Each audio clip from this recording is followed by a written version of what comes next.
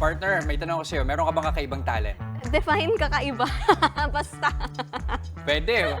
Ano na lang, next time may show and tell na lang Yes, tayo. Ayan, yes, lagi yun. na lang. O, kasi alam mo, natanong ko yan. Kasi sa Taguig, merong tindero ng Biko na viral ngayon dahil sa kanyang pambihirang talento. Ito, kaya niya magbalanse ng patong-patong na container habang nagbibisikleta.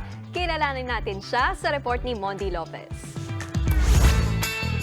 Agaw eksena sa kalsada ang isang nagbibisikleta. Pero hindi lang simpleng padyak ang kanyang ibinibida. Kapansin-pansin ang patong-patong na lalagyan sa ulo niya. Kilalanin nga natin siya. Name, Mark Anton Navarro.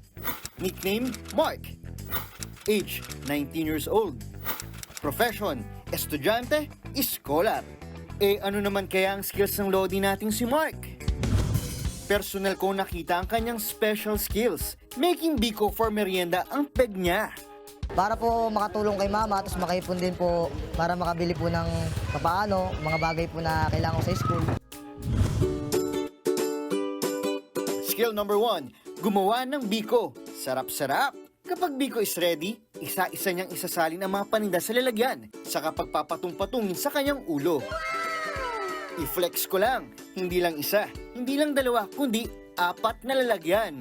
Ang lupit! Kapag okay na, aangkas na si Mark sa bisikleta at papadyak. Let's go!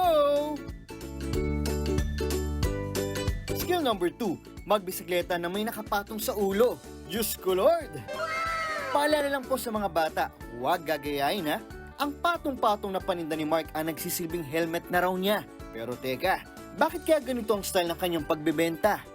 Pag nakikita po nila ako nag-balance at nakabike, tuwan-tuwa po sila sa akin, napapalakpak at nakakahanga. Saglit nga lang Mark, bago ka uli maglako, subukan ko muna ang style mo. Yes, nandito tayo ngayon sa Barangay North Daang Hari, Upper Bicutan, Taguig City para makilala at turuan tayo. Ito yung unang base mo, Mark, di ba? Ito pa lang, naramdaman ko mabigat na siya.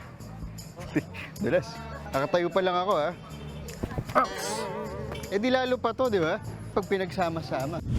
Sige Mark, kaya mo na yan. Bike safe. Walang takot na nakikipagsabayan sa mga sasakyan si Mark. Teka, bili na kayo muna mga suki. Kakaiba rin yung diskarte ng pagtitinda niya kasi mayroong ano ba, yung parang kapansin-pansin din siya. Grabe talaga, sir! Biko talaga, matamis! Para kay Mark, bawal ang tambike. Kapos man sa buhay, tuloy-tuloy lang ang padyak patungo sa pangarap. Mondi Lopez, News 5. Mga kapatid, Nikki de Guzman po. Iba na ang may alam at may pakialam sa panahon ngayon.